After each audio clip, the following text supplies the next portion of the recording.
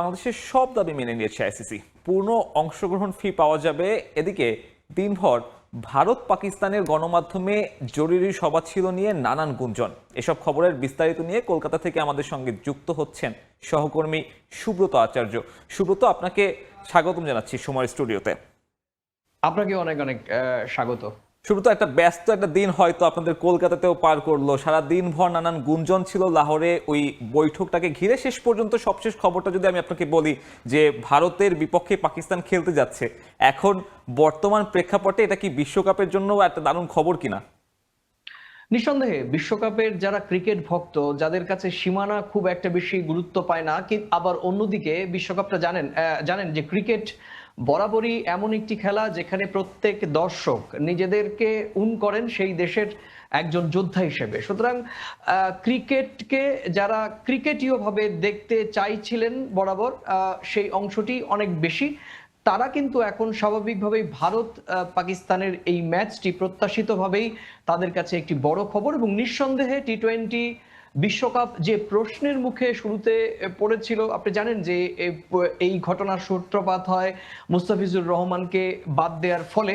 যে অবস্থা তৈরি হয় সেখান থেকে আপাত দৃশ্যে যে দর্শকদের কাছে যে ফেস লস হয়েছিল আইসিসির, সেটা আপাতত 15 তারিখের এই রুদ্ধশ্বাসমূলক ম্যাচটি অনুষ্ঠিত হলে কিছুটা হলেও আমার মনে হয় যে ক্ষতিপূরণ হবে দর্শকদের ইমেজের ক্ষেত্রে। কারণ আপনি জানেন যে গত কয়েকদিন ধরে একটা টান উত্তেজনা চলছে। আজকে দিনভর নানা রকম ভাবে মিডিয়াতে বিভিন্ন ধরনের রকম খবর এসছে যে বিসিসিআই এই যে পাকিস্তান পিসিবি অথবা বিসিবির যে দাবি সেগুলো নাকচ করেছে, রিজেক্ট করেছে। কিন্তু দিন শেষে তো আইসিসি ভালো একটি খবর দিল, এবং যেটি কিন্তু ক্রিকেট ভক্তদের কাছে প্রত্যাশিতই ছিল। এটা সুব্রত, হয়তো এটা ভারত পাকিস্তান সমর্থকদের জন্য দারুণ একটা খবর, আপামর ক্রিকেট প্রেমীদের জন্য ভালো একটা খবর। তবে আপনার ইডেন গার্ডেন্সে তো এখন পর্যন্ত দুটো বিশ্বকাপের ম্যাচ হলো, আপনি কেমন আবহ দেখছেন? আপনারা কি বাংলাদেশকে মিস করছেন কিনা বিশ্বকাপে? দেখুন, এটা একটু গভীরে বলতে হয়। এই ইডেনটা তো স্বাভাবিকভাবেই প্রত্যেক যারা ক্রিকেট খেলতে আসেন, ক্রিকেটের সঙ্গে যারা যুক্ত, তাদের কাছেও এটি একটি নন্দনকানন। এবং নিঃসন্দেহে ক্রিকেটকে যারা ভালোবাসেন, এই গ্যালারিতে বসে নিজের দেশে হয়ে গলা ফাটাবেন, তাদের কাছেও এটি সত্যিকার অর্থে একটি প্রত্যাশিত কানন। সুতরাং এই দুই পক্ষেরই কাছে একটি দৃষ্টান্ত এবং দ্রষ্টব্য। আপনি জানেন যে কলকাতার সঙ্গে বাংলা একটি আবেগ গভীরভাবে জড়িয়ে রয়েছে। আমি একটু ওই দিক থেকে আনতে চাই। আমরা যখন 7 তারিখে আমাদের দর্শক যারা দেখেছেন সময় টেলিভিশনে আমার একটি প্রতিবেদন আমি করেছি, যে 7 তারিখে যখন খেলাটি শুরু হলো তার আগের দিন আমরা চিরাচরিত জানেন তা আমি তো প্রায় 2 দশকের বেশি কলকাতায় বাংলাদেশের গণমাধ্যমের সঙ্গে কাজ করি। আমি এই ছবি আমার জীবনে আমি কখনো দেখিনি।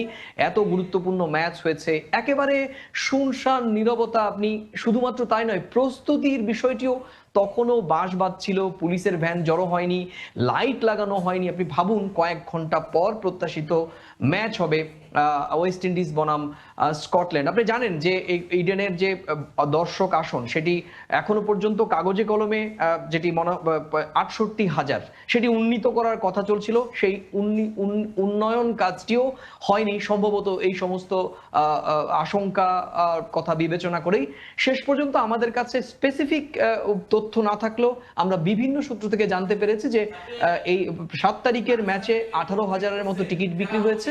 এবং পরের যে ইতালির সঙ্গে যে ম্যাচটি হয়েছে, পরের যে ম্যাচটি হয়েছে, সেখানেও কিন্তু খুব বেশি টিকিট বিক্রি হয়নি। এবং আমরা দেখেছি যে একটা সাদামাটা যে খেলা হয় সেরকমটি হয়েছে ইডেনের মাঠে, যেটা কিন্তু কলকাতার মানুষকে হতাশ করেছে। আপনি জানেন যে যেটা শুরুতেই বলছিলাম, যেটা কারণ কি, কারণ দুটো। প্রথমত হচ্ছে যে ভারতের দিক থেকে বা পশ্চিমবঙ্গের দিক থেকে এই 6টি ম্যাচ যে ইডেনে হবে, সেই ইডেনে কিন্তু একটিও টিম ইন্ডিয়ার কোনো ম্যাচ রাখা হয়নি। আইসিসি কিন্তু এই ম্যাচগুলো রাখেনি। এবং দ্বিতীয় যেটি কারণ বলে মনে করা হয়, বা আমি আমার নিজস্ব বিশ্লেষণ, সেটি হচ্ছে নিঃসন্দেহে বাংলাদেশ। আপনি জানেন যে বাংলাদেশের পক্ষেও কলকাতার একটা বড় সংখ্যক ক্রিকেট ভক্ত বা দর্শক, তারা কিন্তু বাংলাদেশের হয়ে গলা ফাটান। নিঃসন্দেহে এটা কিন্তু একটা বড় মিস বলে আমার কাছে, আয়োজকদের একটা বড় মিস বলে আমার কাছে মনে হয়েছে। সুব্রত, কিছুক্ষণ আগে এই মাত্র পাওয়া খবর পাকিস্তান নিশ্চিত করলো যে তারা ভারতের বিপক্ষে খেলতে যাচ্ছে। তাহলে এত সব নাটকীয়তার পরে শুধুমাত্র আমরা এটা বলতে পারি যে বাংলাদেশের জন্যই বিশ্বকাপটা হাতছাড়া হলো। আপনি কি মনে করেন কূটনৈতিকভাবে এই বিশ্বকাপে বাংলাদেশের বাদ পড়ার পেছনে বিসিবি আরেকটু দায়িত্বশীল হতে পারতো, বা কূটনৈতিক পদক্ষেপগুলো আরেকটু ভেবেচিন্তে নেওয়া যেত? দেখুন, এখানে দুটো মেথড কাজ করছে। কূটনীতি তো দুই দেশের পররাষ্ট্র মন্ত্রণালয়, সরকার এবং সরকার একটি রাজনৈতিক দলের ম্যান্ডেট হয়ে সরকার আসে এবং সরকার একটি রাজনৈতিক দৃষ্টিকোণ দিয়ে বিবেচনা করে, তার একটি রাজনৈতিক উদ্দেশ্য আছে। এবার আপনি যদি সরকারের কথা বলেন, তাহলে আমি বলবো যে আইসিসির শুরু থেকে আইসিসির দিক থেকে যে ছিল আইসিসি, সেটি হয়তো সরাসরি নেয়নি। সে কারণে এই দিক থেকে অনেক ত্রুটি বিচ্যুতি ছিল বটে, কিন্তু বাংলাদেশের পক্ষ থেকে যেটি হলো, আমার কাছে যেটি মনে হয়েছে, এখন হয়তো অনেক ক্ষেত্রে বাংলাদেশ আর্থিকভাবে যেহেতু প্রত্যাশিত তাদের যে অংশগ্রহণ ফি সেটি দেওয়ার কথা বলা হচ্ছে, বাংলাদেশের বিভিন্ন গণমাধ্যম ইতিমধ্যেই আন্তর্জাতিক গণমাধ্যমে সম্ভবত খবরটি ফলাও করে বলা হচ্ছে।